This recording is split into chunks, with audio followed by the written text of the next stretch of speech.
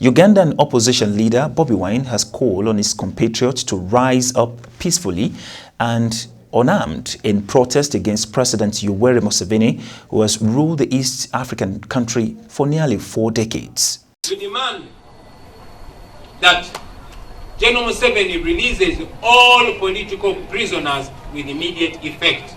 Ugandan opposition leader Bobi Wine has called on his compatriots to rise up peacefully and unarmed in protest against President Yoweri Museveni, who has ruled the East African country for nearly 4 decades. Museveni won a 6th term in office in January with 58% of the vote. His main rival, Bobi Wine, who came second with 35%, decried the election as rigged.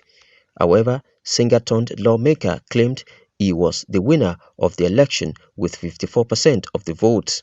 In his speech, Wine highlighted human rights violations and election irregularities before, during and after the January 14 votes. He said these include arrest and detention of NUP members, torture and brutality used against arrested Ugandans, and the refusal by the Supreme Court to accept over 200 affidavits, which Wine says contain critical evidence to prove election fraud against Museveni. It is for these reasons that Wine called on Ugandans to come out and protest. We demand that General Museveni releases all political prisoners with immediate effect.